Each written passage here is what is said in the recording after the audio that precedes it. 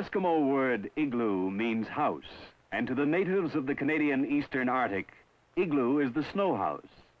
Built of snow blocks cut from the hard-packed drifts, an igloo provides the Eskimo with shelter during the long winter months. Easy to build once you know how, his home is compact and strong. The igloo gains strength from its ingenious design. After the first row of blocks has been put in place, one block is cut to form a sloping surface. The second row is started on this slope, and the blocks built up in a continuous spiral, the key to the whole structure. On the west shore of Hudson's Bay, the low rolling terrain offers little protection against the bitter cold of the northwest wind. Tupac and Akiutok, having left their families in the igloos of the winter camp, are coming into the post to trade. They look to a mug-up of tea and pilot biscuits at the trader's house.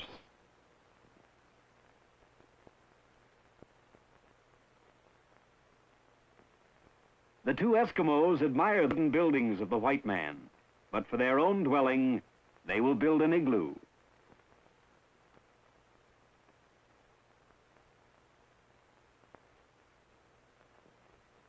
First, Akiutok, the elder of the two, selects a suitable site. With his probe, he tests the snow. It must be hard-packed, and yet not so hard that it will not cut. It must not be layered with streaks of soft snow that would cause it to break in handling. And there must be sufficient good snow in one place to provide all the building material for his igloo. This isn't always as easy as it seems, for the average snowfall of the Arctic is less than in the temperate regions of Canada. Like all good architects, they use the material found around them.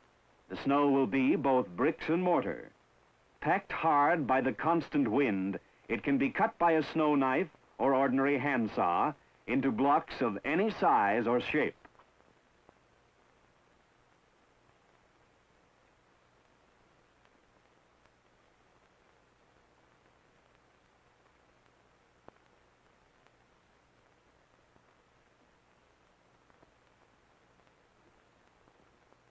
The first blocks are cut from a rectangular trench, which often serves as the entrance tunnel to the completed igloo.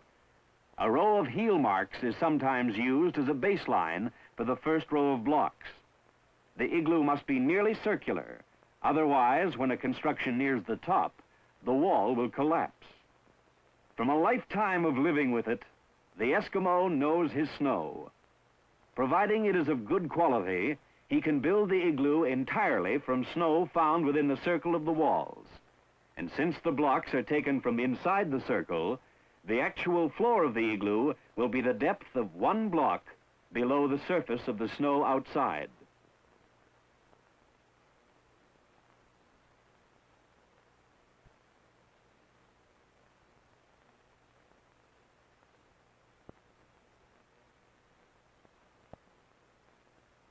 After the first row has been erected, the cut to form the sloping surface is made. The next row starts on this slope, and the upward spiral begins. When building an igloo for an overnight shelter, the Eskimo works quickly. But for a permanent dwelling, he takes his time, fitting each block carefully to the previous one and to the one below. A single Eskimo can build an overnight igloo in 40 minutes, or he can spend 2 days constructing a large, comfortable dwelling for himself and his family.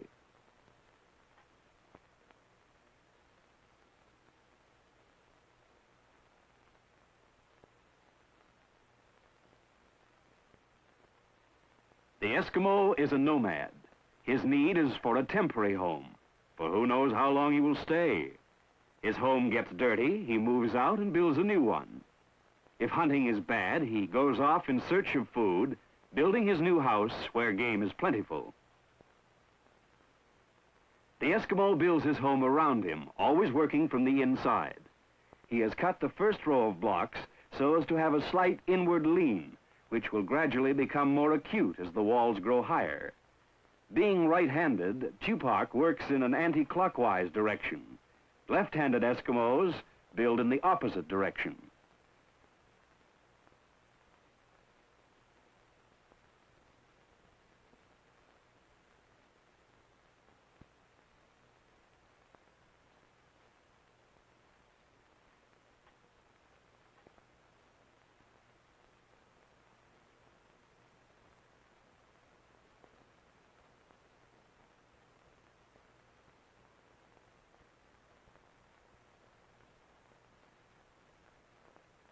As the inward lean becomes more acute, greater care must be taken in fitting the blocks together. The edges of each block are beveled so that it gains support from the previous one and from the one below. Blocks will vary in size, but are usually about 3 feet by 2 feet by 4 inches thick.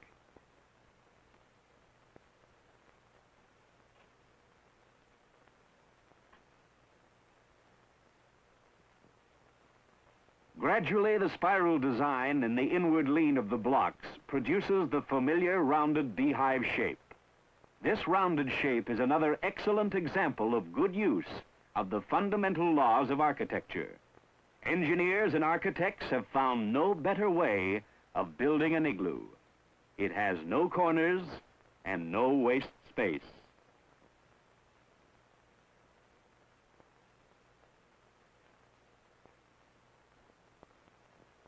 Although the temperature is 40 below, the exertion of building causes both Eskimos to perspire freely within the snow walls of their almost completed igloo. Setting the last few blocks in place is a ticklish job. Unless well fitted, they could easily fall in. The Eskimo's only construction tool is his snow knife. He uses it for cutting the blocks, shaping them, and fitting them together. Originally, it was made of bone or ivory, but now he buys a steel one from the trader for about the value of a foxskin.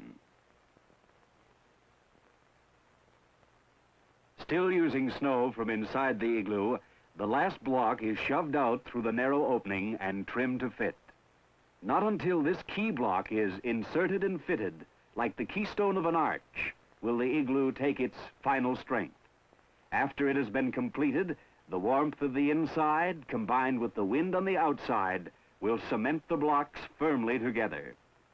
The igloo will be strong enough to support a man's weight, although a sharp blow of the fist might punch a hole in the snow wall.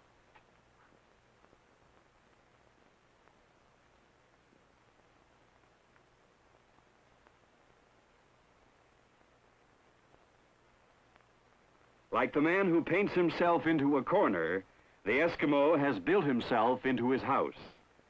Cutting his way out, he forms the doorway of the igloo.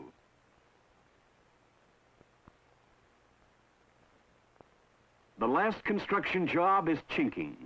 All cracks on the outer surface are plugged with snow so that no drafts can reach the interior.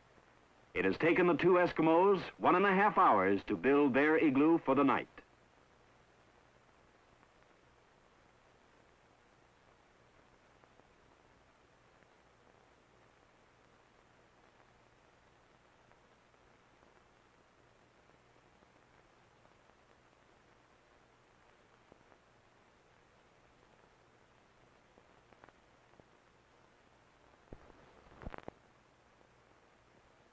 Caribou sleeping robes and extra skins to cover the sleeping platform provide perfect insulation against the cold snow.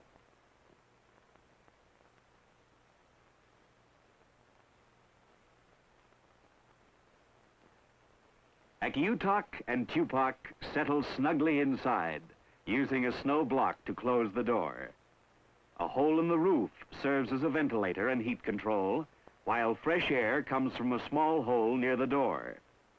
The short daylight hours of the Arctic winter draw to a close. After a meal of frozen fish or walrus, the dogs bed down for the night, nose buried under tail, thick coats protecting them from the cold, each in his chosen spot on the snow. Igloomi Oko, says Akiutok, "It is warm. This is my home."